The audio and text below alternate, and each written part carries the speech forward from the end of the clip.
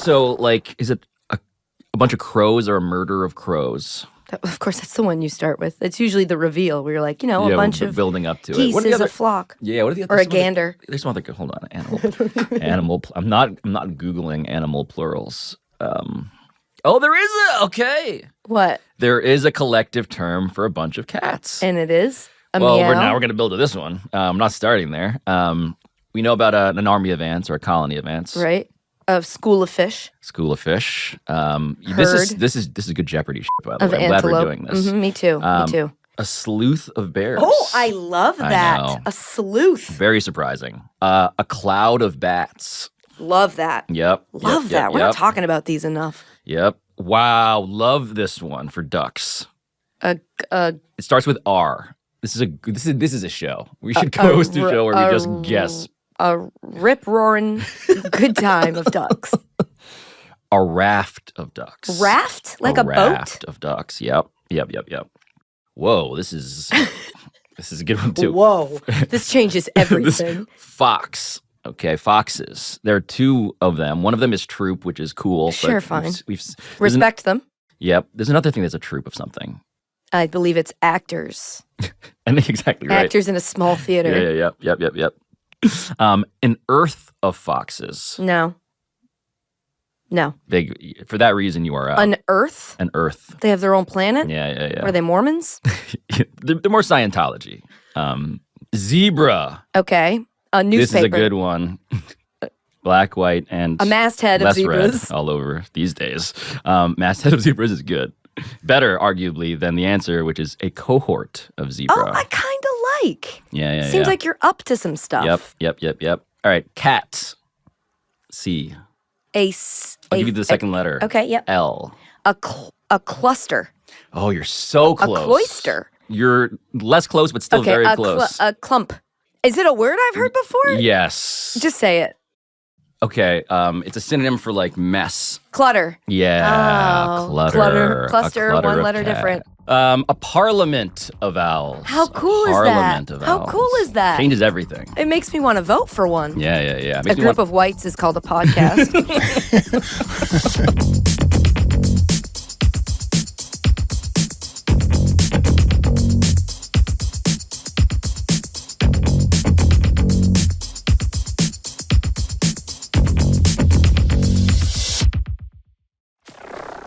I am fascinated as to how Dan processes this, let alone you, Katie. Hello, Katie. You're Hi. here too. Hello. Because Sports Illustrated is involved in this scandal now, and it's a true scandal insofar as the cover-up has been brutally terrible. And the crime itself is one that is a crime against journalism. They have hired, and by hire I mean they have... And humanity. Like literally a crime against humanity. It's a very good point by you, because what SI has been doing is not paying, but just operating via some proxy third party, a roster apparently of artificial intelligent writers, which is to say bots, to do stuff. And they got caught by an outlet called Futurism. They did great reporting on this. I'm very jealous of their reporting on this, but they noticed apparently that a bunch of these articles were god-awful. They were like recommendations for like the best volleyball to buy. And they looked into this, and as they looked into it, asked SI about it. All of these pages were wiped.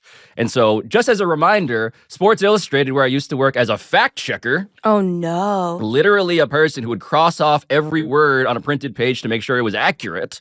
I was working for a magazine that was not just at the vanguard of sports journalism. It used to employ like William Faulkner, right? And now it employs or use the services of Sora Tanaka, who is a person who can be found also on an AI headshot marketplace, where she is listed as, quote, joyful Asian young adult female with long brown hair and brown eyes. You can just buy her face. Whose face is it? It's a completely computer-generated face. From a composite of, I guess, of all everybody's face. Joyful Asian young adult females with long brown hair and brown eyes. And then this is just dystopian, man. And it's even more than that, though. It's sloppy. It's super sloppy to the point of oh, this is hilarious if it weren't also clearly a symptom of the larger disease that is ruining everything that we used to care about as journalists. It'd be hilarious if everything that was happening didn't make me feel like everything that I believe in at my principal core wasn't being cheapened at every turn by a bunch of people being okay with it happening because I'm the loser in trying to stand for. Pablo was a fact checker to start his career. That job doesn't exist anymore. I want to get into, before I get into the dystopian nature of this, explain to people, Pablo, how it is, why it is Sports Illustrated became the seminal journal in our times to chronicle sports, and before magazines died, the lengths they would go to pay people to make sure that something as simple as facts were correct. That's how Pablo got into the business. That job is the video researcher on an NBA team who works 80 hours and has to chase down everything because every syllable has to be true. Yes, I was a version, an even sadder, but more Filipino version of Eric Spoelstra, grinding away in the cavern of Sports Illustrated, there to literally cross off every word to make sure it was true. And this was a point of pride. This is the point of Sports Illustrated, was in a world of relative fluff, here was substance and here was accuracy. And so I would call up not just the writer, but the writer's sources to make sure that everything was accurate. And the legions of people who came up through the ranks doing this, Dan, it was not coincidental. And it was not just like steerage class. It was the place up through which you rose because you needed to be trained in the discipline in order to like hang at this magazine. And so, dude, I don't know if people know. The kids definitely don't appreciate what SI represents, even though I think I can probably begin to explain it, but I don't think they'll ever appreciate the relative importance of it in sports media. I will try to explain it to the best that I can, but this was where the best work was done in the field that I cared about the most, because the people who were applying craftsmanship and care to these things were the writers that I admired most, who were protected by the fact checkers who made sure, and editors who made sure that their copy was the greatest stuff that was being birthed by sports journalism. But, Katie, imagine when Pablo says, I want to know how Dan feels about this, never mind as a journalist, how about just as an old person? to be met with when Pablo says proxy third party, and I'm going to read to you a sentence, Katie, from Sports Illustrated in reaction to this scandal. The proxy third party is called Advon, okay? That's a futuristic terror. Advon, A capitalized, V capitalized, D lowercase. This is from the future. Advon has assured us that all of the articles in question were written and edited by humans. How is that a sentence that I am supposed to understand? 1980s journalist me growing up when they used to, as a business model, what it was, let's throw yesterday's news on your lawn or in your bushes for 25 cents. How am I supposed to understand the sentence, Advon has assured us that all of the articles in question were written and edited by humans? What do you mean they were? Why am I questioning that? Katie, no, they've assured us. The robots have assured us. But they weren't. That they're not robots. But they weren't. You showed me that lady. Where's the discrepancy here? Are they lying? They are, I believe, being dishonest, yes. Are these articles, can I just ask, I'm devil's advocating. I know you guys are going to die on your big J journalism Gary hill. Smith! Scott Price! If I may, I'm gonna yell names of were writers. these like the articles, like when you get to the bottom of an article and it's like, it has a picture that's clearly to get you to click, and it's like 10 simple ways to cut belly fat. Are these those type of articles? Like the type that I feel like Yardbarker was probably first in doing, was like all those served articles at the bottom of a... that anybody who's media literate knows not to click on? A chum bucket. Is that, it's a real term for it? Yeah, a chum bucket. Like the thing of like, you'll never guess whose pimple this was. Yes, exactly that. So what you're asking, though, is the difference that no, average American reading a thing on the internet is going to make a distinction between credible news thing and infomercial thing meant to manipulate me. But here's my thing. I'm not saying that it is a good practice, but I am saying, and I do think those need to be, I think we need to get rid of those. I think we also need to get rid of ads that look like they're TV shows. Is it? What? Whose pimple is it? It's always mine. I gotta know. Always my pimple. if we find out that one of those companies is employing AI people to write their dumb articles that nobody's reading, is a little less of a than like if a front page SI article is written by AI. What I'm saying about Sports Illustrated's front page, its cover, right, versus the chum bucket equivalent stuff of like the best volleyball for you to buy, in which there are sentences that are insane. Oh, right? Could you have some? Yeah. I'd love to hear this AI article. Yeah. Hold on. Let me pull up just one of this is by Drew Ortiz. In this case, a very white Hispanic face being worn by a robot that then became a Asian woman. Whoa. But Drew Ortiz writes sentences like this, quote, "Volleyball can be a little tricky to get into, especially without an actual ball to practice with." And it's just like, all right. Yeah, not exactly it can be a little tough. You Bill can get Mack. into it without the ball. But in this case, right, this was, to your point, like advertorial shit. Right. Of like, here's a SI Dan didn't used to do this. And I think this is the point, is that SI was its license. So SI used to be owned by Time Inc. And Time Inc., Time Magazine's, People Magazine's owner, like office in Midtown Manhattan where I used to work, with like red pencils crossing off words and shit and folders and paper in a library.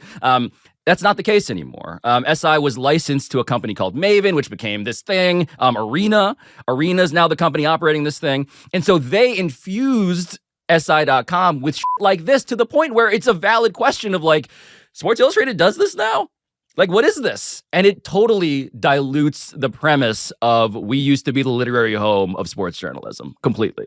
Sports Illustrated now also sells vitamins, sells an assortment of products. I don't know, when you talk about that dystopian prison that it now is, if it's 9 remaining people still writing. Most of those writers have left, and the people or been laid off. Yeah, laid off. Remember when they laid off all their photographers? They used to be a leader in that space. They always had the best photographs, Yes. Sports Illustrated. This is what's happened to journalism, correct? This is not just sports journalism. This was best in its class stuff, and it's no longer that. But can you guys put that up again? Because that was some excellent writing. And I want to spend time with this Drew Ortiz, because look at his life and the AI-created life that we have. Drew Ortiz is someone whose other work I want to know. He grew up in a farmhouse surrounded by woods, fields, and a creek. He grew up in the wild. It's partially true, it says right there. He spent much of his life outdoors. He's excited to guide you through his never-ending list of the best products to keep you from falling to the perils of nature. It's remarkable to be such an outdoorsy person, but to have a beard so cleanly lined. There is rarely a weekend that goes by where Drew isn't out camping, hiking, or just back on his parents' farm. Damn. Nepotism. Oh my God. But this is where, if there is any sort of upside to any of this, Dan, it is that currently, at least, we are collectively, and I think everybody is laughing at this on some level, albeit ruefully for many of us. And it's just establishing, if you're using AI writers, it means you are dog shit. Right? Like, there is so it's two things. It's, number one, the contempt you must have for the idea of a human reader, that no one's going to notice. No one's going to notice that this was written by a bot. But isn't this what's happening in Hollywood, too, where the CEOs are saying the writers and the actors and the creative soul of things, they don't matter. We can generate them. We can use information from the past in order, through Google and funding, to just create the tech companies that belch out writing not as art, but as just something that can be farted out, because there's no discernment being made by the reader, who doesn't actually, Pablo, care whether Sports Illustrated is the nostalgic, romantic thing we remember, or it's just some outdated piece of shit that their grandfather used to read. And probably even scarier to me is that it's happening in schools, because if kids are not wanting to write a paper, which, look, I didn't want to write papers.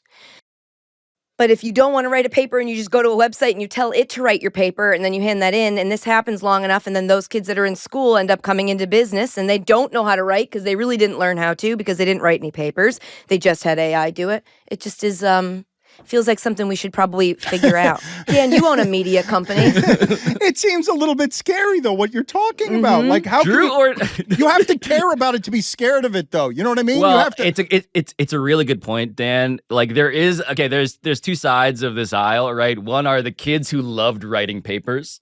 The other side is the kids who don't give a fuck about writing papers. And I think the good news, the second upside of this to me, if there is one, is that it is being labeled AI as so like just terrible.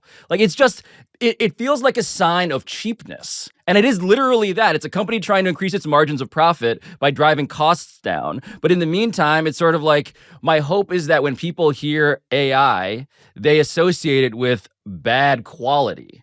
And even if you didn't like writing papers, my hope is that you don't want to read shit containing sentences like, luckily for you, we found some of the best full-sized volleyballs in 2022 that are perfect for practicing your serves and sets every day. Great. Lucky me. Full-size But volleyballs. you say that but how long do we think it's going to stay being a sign of poor quality? Because I feel like these types of things grow exponentially. And AI feels like a couple years ago we were talking about it would be a thing. Now it is a thing. You can just access ChatGPT and all that other stuff. There are consumer products that are AI-based, which means that behind the scenes, the stuff consumers don't have access to is probably much more advanced than this, which means that that will trickle down eventually so that AI will no longer be a signal of bad quality, potentially, but it will mean that the person didn't care, didn't have human consideration or connection to a story. That's what's scary, but I do think it's not always what going you're to be talking bad about, quality. aren't you talking about there, Katie? Basically, whether art has a soul or not, and whether you can create it artificially, whether giving something soul at Sports Illustrated through writing, through art.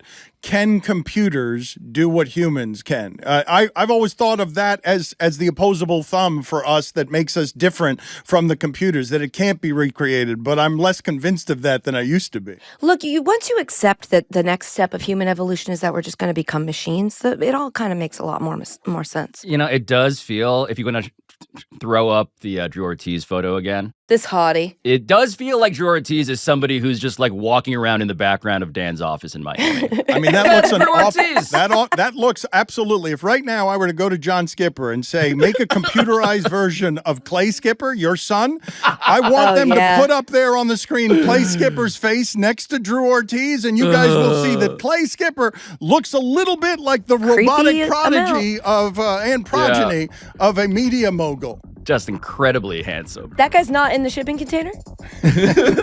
I have to create yet another white Latin here called Clay Ortiz.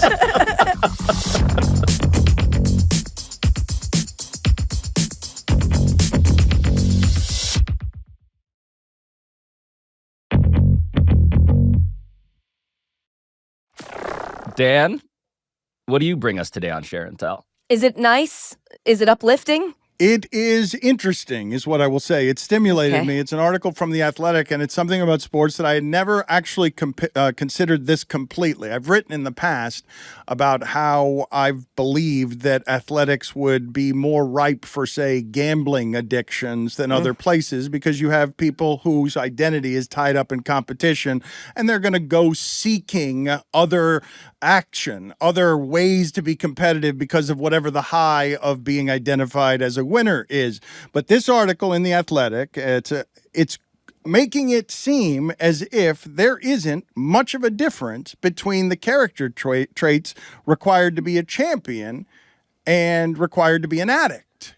That basically the same things that get you the rewards of athletic greatness, the obsessive compulsiveness of a crazy lunatic like Kobe Bryant, if not harnessed into sports, might not be able to be contained in greatness, and then results in all sorts of kinds of addiction, because part of your identity is being obsessive compulsive. You're sculpting a single thing to the lopsided detriment of a bunch of other things in your personality. You almost can't be as great as Kobe is unless you run every other thing off. And so I just wanted to explore with you guys the idea that an athlete, or a champion specifically, might be more predisposed to addictive type of things because their identity is intertwined in, when I compete, I get all of the rewards. And when I get all of the rewards from high school, whenever I get in the pipeline, gymnast, tennis, wherever it is, I'm getting love, I'm getting applause, I'm getting things that feel like happiness, but they're also things that are rewarded for addictive tendencies. Rhythmic gymnasts, even. Gold medalists like Katie Nolan. It's me doing the ribbon, but Literal there's no ribbon attached. Gold medalist, rhythmic gymnast. Yeah, look, it's an interesting idea. It's an interesting examination of personality traits. You know me, I love anything that's like diving in on the humanity of the people who do the stuff, like sports that we that we love so much. But I also I hesitate because it feels like similar to, like almost like a cousin to this conversation we've had before about like and you've got to be an addict, a bad person. You've got to have the negative things to make great art. That's like a thing people have always been like, you have to be an asshole, or like, well, this guy beat his wife. Well, yeah, but that's why he made this great song. Greatness comes born of the negative sides of who you are as a person. These feel very closely related. Like you cannot be a champion if you aren't an addict. It makes me go, Obsession, Meh. right? I mean, but it does feel about it feels like sports is a place where a vice can be recast as a virtue. Because to Katie's point, the idea of, man, I'm so obsessive, all I care about is winning. Therefore, my personality trait, which would be maladaptive, which would be something that's clinically needing to be addressed in life, finds sort of safe harbor in a hyper-competitive environment where everyone is a member of the dark triad. Shout out to the dark triad test, which we all variously failed, incidentally. But the point about the sports because of this, we're Dan, losers. That's why winners Not a would champion win. among us. Winners would win the dark triad, and winners would beat us at competitive things. Mm-hmm. That's right. The medal stand. We didn't make the dark triad medal stand, unfortunately. But I think it's fascinating when you read this article in The Athletic, and it gets to the idea, they focus a lot on soccer and in England. And it's a lot of reporting about how all of these psychologists got hired initially to make these guys better players, better athletes, better at scoring goals and so forth. And then they realized as they were doing these jobs, like, oh, wait a minute.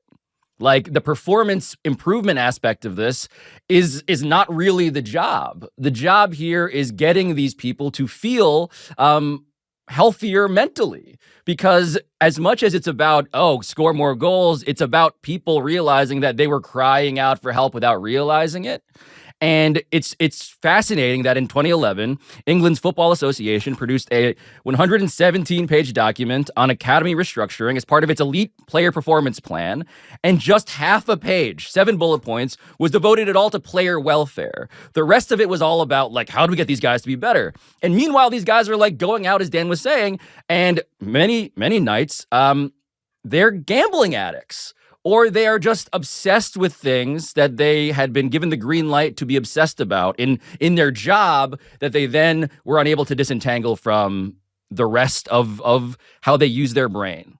I remember the first time I thought about this was talking to Michael Irvin, who had all of these problems off of the field, but always in the off season, always in a time where he wasn't, he was being criticized for a general recklessness and lack of discipline. And one of the things that he explained to me that I had not considered. He says, yes, I am an addictive personality. And when I'm doing football, I'm so addictive about it that my workouts are I throw up twice is when my workout ends. Not the first time I throw up, the second time. And that takes all of me during a football season.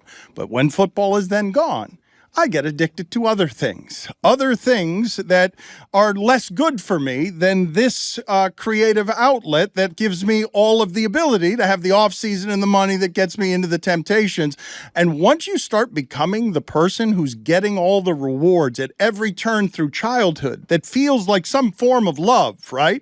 It may leave you empty wherever it is. I'm not even judging addicts and saying it's not always brain chemistry, but some of the things in your imprinting from your environment that always reward success when you are so obsessive that your workout's not over until you've done the second throwing up. And when you define discipline, not the way others might, but you say, this is what discipline is. It isn't whether I get in a cocaine scandal at, in the off season. It's the fourth quarter. I'm exhausted. I'm really tired. And the other guy across from me has been stronger than me all game, but I have the discipline to not jump on the hard count because I'm disciplined and I'm in that kind of shape. And I have tuned myself and sculpted my skills so much that my routes have to be a half yard better than the other guys. And he's fighting that hard too. And I got to stay ahead of him for 10 years. And I'm not that fast.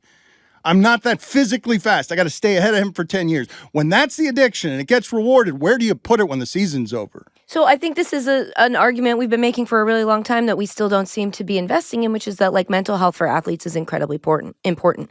That teams provide mental health services to their athletes is like a responsibility that they have that we do not hold them to. We really don't make sure that when they are done using this person for their skills that apply to this industry that can make owners of teams money, we don't make sure that they then release them back into the world in a way that's like they are equipped to deal with the way the real world works, which is not the way that the world works when you are a successful athlete, like you said, getting rewarded with things at every turn from a very young age. And so it just feels like until we can prove or somehow tie that idea in with profit for a team, they're not going to do it. And what scares me about articles like this is it not that the article itself scares me. It's well written. It's very interesting. It's thought-provoking. But the discussion, I don't want to get to a point where people think that that part of an athlete, the addict part of an athlete, without that, if that's treated without that, they won't be great. To your point, it's not just that owners are making a lot of money off of these athletes. Athletes themselves are incentivized to be this sort of obsessive, to blur the line between, oh, I have a personality trait, and oh, I am struggling with a disease, which is what addiction is. And for me, I there are some parts of this too that are not just about sports. Some parts of it are relatable. The idea of being a workaholic, you know, the idea of like, the idea of my big, it's what you would say in a job interview as a fake answer. I work too hard. I care about work too much. Mm-hmm. And it's like, well, that's seen as virtuous, and I relate to it as somebody who is perpetually thinking about work. I have content brain, as Dominique Foxworth has alleged. That's true. But I think it raises the question of what happens when you are imbalanced. And I think there are costs associated that do not get paid so clearly until the profits you're making monetarily, in terms of the ego scratching, the ego fluffing that certainly athletes, public-facing people, all can feel superficially. Until that goes away, to Dan's point, you don't realize, oh my God, I am ill-equipped to live as a balanced person in my life. Oh, but Pablo, I believe if we get down to the core of this, it's one of the reasons that I thought the article was so interesting. Balance isn't a part of the success equation in the sports pipeline. That's not something that's being taught. That's not something that's being practiced. That's not something that is part of the ingraining of the fabric. When Katie says that all of those pages are devoted to the business must maximize the profit of the athlete's body, and none of the pages are devoted to, and what about the athlete's mind when the body is no longer of use to us, or when it's doing other things that aren't in service of us? Like, where is balance part of the measurement of success? I think it's life success as I've gotten older, but I don't think in sports they're asking you for balance unless it's balance between offense, defense, and special teams. Or a balanced beam in gymnastics. The point of balance, right? Like, I think, Dan, the reason why, and when I was at Sports Illustrated doing stories about like, why isn't there a better mental health program in professional sports, an answer I would get back was, because if you were trying to inject balance into the brains of these athletes, you might make them worse. That's what I'm saying. But I don't think that's the case. I don't think that's the case. I don't think that's saying you can either be an athlete or like a properly adjusted human who knows how to, like, look, everybody has the early stages of their life where their development happens, where they get their thing. They either have their nature and their nurture. Some combination of those things make them into the person that they are in their adulthood. And then in your adulthood, you can look back and solve those things, learn those lessons from your life, apply them to your life, and then continue living in a balanced way. And so I feel like the things that they needed to get them to the peak of being an athlete, if examined, will not just take out of them the things they've learned. They'll still have that knowledge. They'll still have that discipline. You don't need to continue with the thing that that's why the addiction thing, I don't know, because I feel like you can't just learn how to stop drinking so much. What if what you're addicted to is the feel good? Like, why can't we? I understand the distinction that you're making, and it's a nuanced one, Katie, because between the types, yeah. we shouldn't be absolute about this, but if in service of the addiction you get all sorts of feel good, then how is it different from whatever it is the body responds to in liquor or drugs or heroin? If it's chasing the cheering in the middle of a stadium, or the life that is riches, or whatever you imagined your insecurities were in high school with boys or girls, and all of a sudden you have access to a dating pool. You did, like, why wouldn't you, or how couldn't you get addicted to a variety of things if you're not being self-aware about the things that make you who you are? Yeah, the athletes in this story attest to that too. They talk about how nothing beats the feeling of scoring a goal in front of thousands of people, right? I mean, it's that line from an old magazine story. Joe DiMaggio is talking to Marilyn Monroe, and they're both like, Joe DiMaggio is long retired. Such a good story. This is such a good story. It's a haunting quote. Marilyn Monroe says after coming back from like a tour of some place where she's like adored by the crowd. No, she's on a services ship. Like USO. It's a USO. It's Marilyn Monroe on a boat filled with servicemen. Yes. Yes, and she says to Joe DiMaggio, "Joe, you've never heard such cheering," and he very ruefully says, "Yes, I have," and it's just like, ugh. Right, like he's feeling the part of his brain that used to light up, and it's just impotent now. And I feel like what Meadowlark Media needs to do, Dan, I'm realizing I want to be solutions-oriented here, to Katie's point about, like, why are we incentivizing addiction? We're mythologizing it as a function of discussing it. There needs to be a last dance, but for a guy who's super boring. A last dance for a guy, like a 10-part docuseries for a guy who gets home to put his kids to bed and is also good and is just like for not a guy interesting. That they say, and how did that make you feel? And you're like, it was fine. I took a couple deep breaths and I realized I had to take the trash out. The guy who says, you know what, I didn't take it personally. No, I didn't. I forgot about it. I actually forgot even until you just brought it up just now. Wow, no grudges. It's a guy like that. We got a guy like that? Can you think of a guy like that? Yeah. Incredibly boring story about an asshole who wasn't that successful, but is just bland and obsessed. Yeah, and is like a pretty good dad.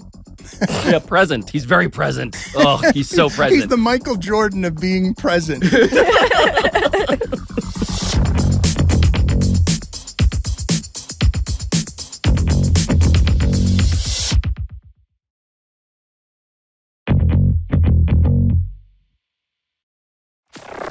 Katie, it's been pretty bleak so far, I admit, on Pablo Torre Finds Out. Yeah. So what did you find out about? Well, so I brought a story that, look, I'll be honest, if this had been a light and fluffy podcast up until now, we could take this to a dark place. I think what we should do is we'll just err on the silly of it. Right? For the sake of everybody who's been listening to this, like, futuristic, don't underestimate dark. Me. Do not underestimate my ability to take it right into the darkness. The grief eater. I am ready to pounce. This has been one of my favorite podcast episodes of all time. A weaving tapestry of a journey through the dark, dark underbelly of the mental stuff that plagues us. Yeah, Dan wants to cry. Katie wants to laugh because what were you up to? I was watching a football game, as I am wont to do, on Sunday. I believe, I don't know, because it gets dark so early now that it was like dark when this commercial aired. Dark. So I thought that it was in the primetime game, but my fiance swears that it happened in the game that was before the Eagles game. There was this commercial that was dystopian looking. It was like out of a movie, some big tall towers in a desert and like a car all by itself driving on a lone road with the road lighting up as it drives by it in this vast desert. And then I'm like watching it, like, what is this? It's so strange. And then at the end, it says, like, Epicon. And then it, like, shows this logo that says NEOM. And it said NEOM.com. And I said, what the F? And since that, I have not stopped learning things about NEOM. We have an ad. It's not the one that ran during an American sporting event. NEOM. NEOM. And we can play the ad that has more talking in it that'll be helpful for the listeners. I think we have it. What is NEOM? This is NEOM, or here, to be more precise, in the northwest of Saudi Arabia. But NEOM is more than a place. It's a home for people who dream big. Bigger than that. That's more like it. It'll be a hub for innovation, an entirely new model for sustainable living. The vision for a new future. In fact, that's how it got its name. But what will be there? There's Oxagon, a thriving city at the crossroads of the world, where advanced manufacturing will enable industries of the future. Trojana, a year-round mountain destination. And just remember to pack your skis when you visit. Or if skiing's not your thing, there's always Sindala, one of NEOM's many beautiful islands, perfect for some R&R. And the Line, a 500-meter high, 200-meter wide, 170-kilometer long city in the shape of, well, a line. No roads, cars, or emissions. And everything its 9 million residents could ever need within a 5-minute walk. But best of all, the entire region will offer unparalleled access to nature and will be powered by clean energy. All within easy reach of the rest of the world. I don't trust it. I don't So trust it's it. a I feel lot. like I this know is, it's a lot. I feel like it's a promo for a futuristic hostel, like the movie Hostel. As soon as I get there, I'm going to be enslaved building stadiums and kept in a prison near a prison toilet. I don't trust any of that. 2030, this is supposed to be finished by. So this is I just want to stress for everybody who did not see that on the DraftKings Network or on YouTube, there were high production you got to values look it in up. this. You have to look it up. We laughed at the AI being terrible at SportsIllustrated.com. This was like big movie The budget good stuff. shit. The good stuff. They have a media studio on course they do. already in NEOM. I've heard it NEOM and NEOM, so I'll just say whichever one comes out of my mouth, and it'll probably be two different ones throughout this entire Just say thing. it, oil money. Just say Yeah, it. so oil. it's funded by it's a pet project, obviously, of MBS Mohammed bin Salman, who is the Prince. Crown Prince. Yeah, Crown Prince. Thank you.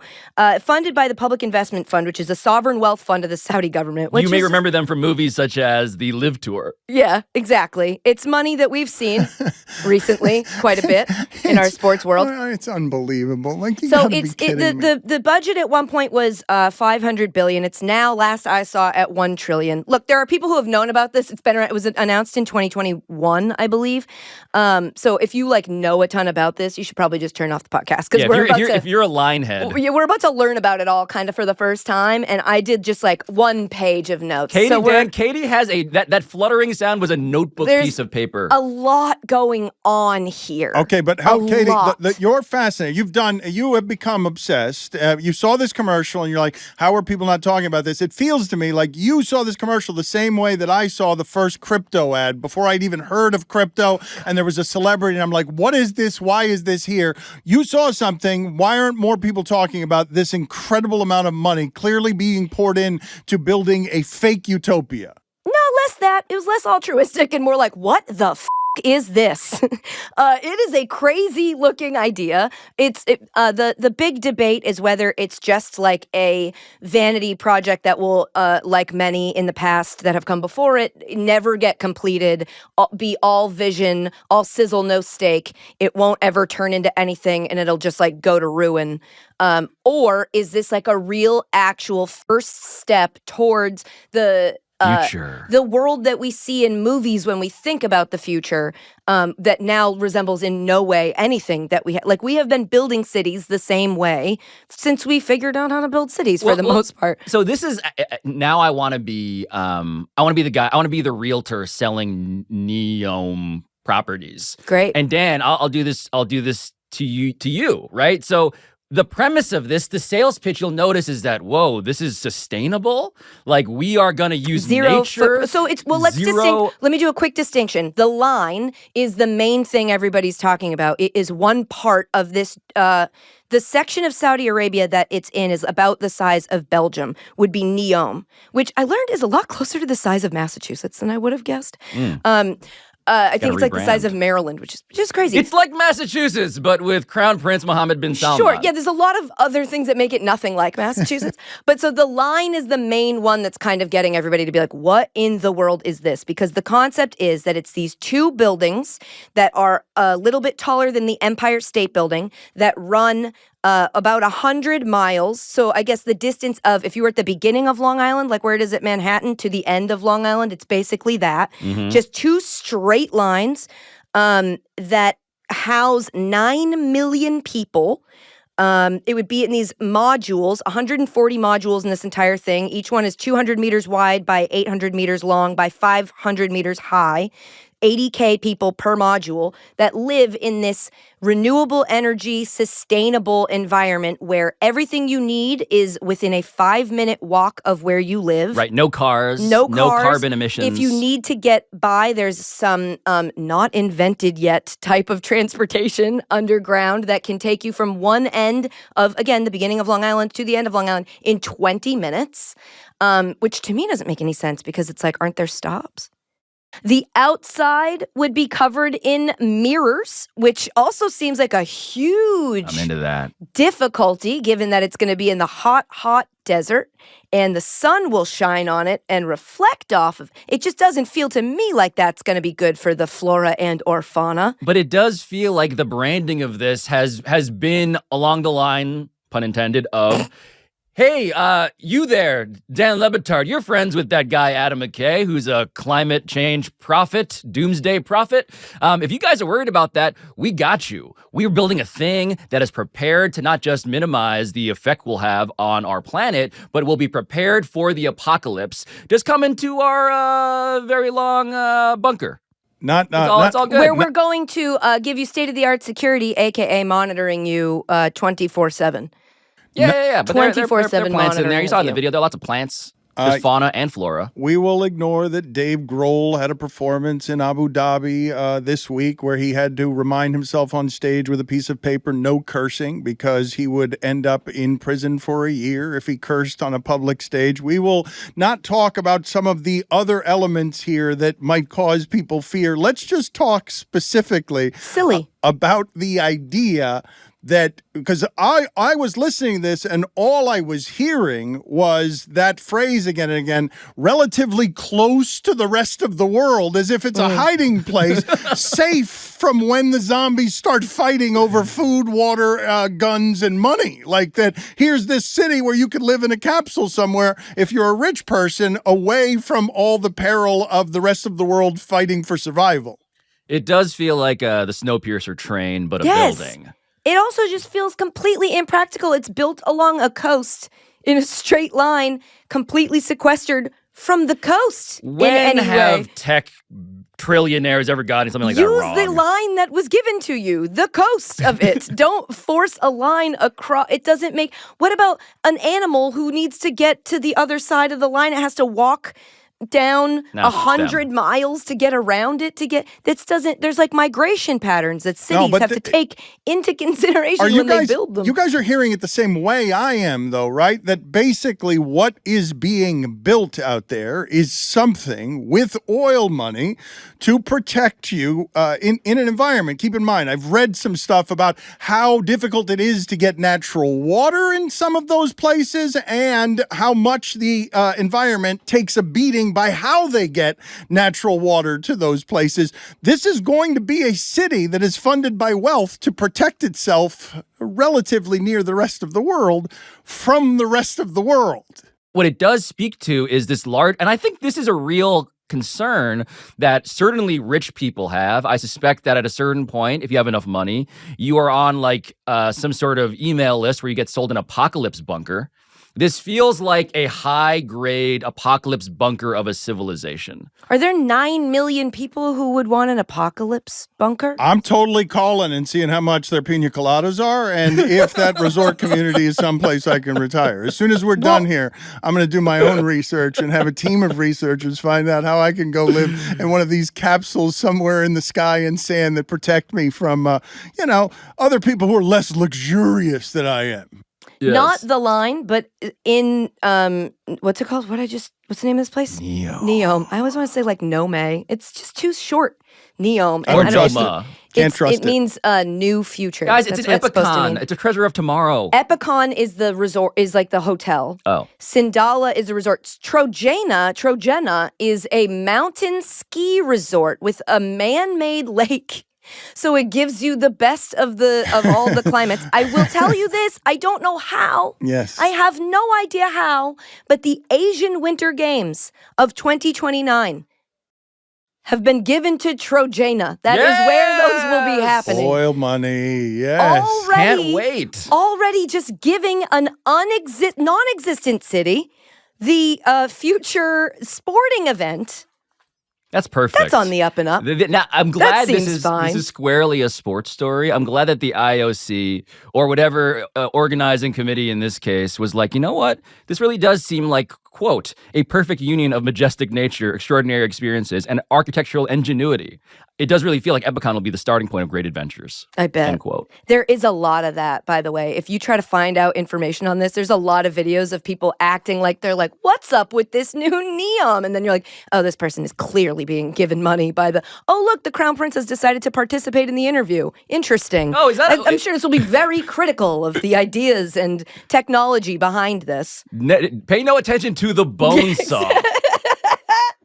The blood money. Yeah. Epicon, they're putting con right in the title. Epicon? Epicon is within NEOM is the name of, I think it's Dan, wait, hold on. hotel. Dan has cut to the core of this. Epicon. The literal name of it is, Dan, it's not just con, it's epic. That's right. It's not a small con. You just saw those videos. Like, there's nothing small about that con. It does feel like we're being punked now that I think about it. What if, though? Is this real? This is real. They have started building it. There is at least videos. videos. Call right now. I'm going to get. There are I'm gonna videos of make the phone call right now. Of extractors digging out the line. You guys can get a sanctuary bubble. Dan's like, I just got to make sure they're okay with me wearing shorts. They're not. I called. I asked. They're not. Neither are we. Wait, Dan is on his phone. The luxury suite, please. I'd like the luxury suite in 2030. The best room you've got. Concierge service, please. Near nature and somewhere near the ski slopes, if you don't mind. Yeah. With a wall that would keep out the Pablos of the world who are trying to horn in on my vacation, my luxury sanctuary. if you could get me a room away from the migrant laborers. Oh yeah, and we weren't going to get dark, but they're displacing tribes and allegedly people are dying. I don't believe you. This seems on the up and up. I wasn't going to, but I should mention it doesn't look great.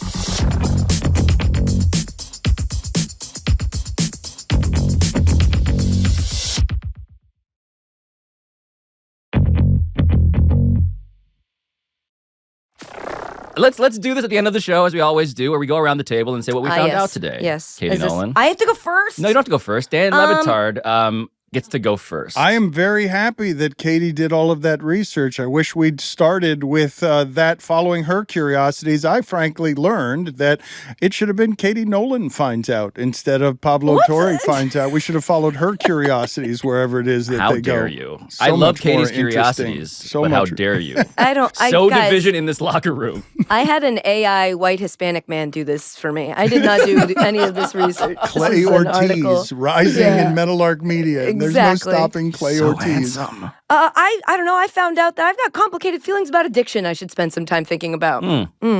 Yeah. Same.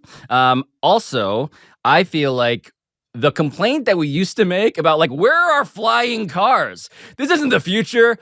Guys, we got this NEOM thing. We're living in the future. Like, that's right. Beyond the future is now. all complaints. We are in the Jetsons, except instead of George Jetson, it's Crown Prince Mohammed bin Salman. Somewhere there said it was going to be an artificial moon. What's that about? Somebody tell me what that's an artificial moon in NEOM. What did you find out, Pablo? I'd love to. I found out that I'd love to attend the Summer Olympics on an artificial moon. What's happening? Why is everything so scary? By 2029, if we can get there. So scary now. I was just trying to watch Eagles Bills. I just wanted to watch the end of the football game. I'm so scared. What is this? Are the Steelers for real? Is what I spent my day thinking about.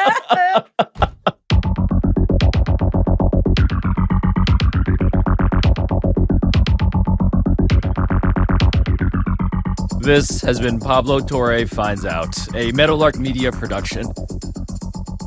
And I'll talk to you next time.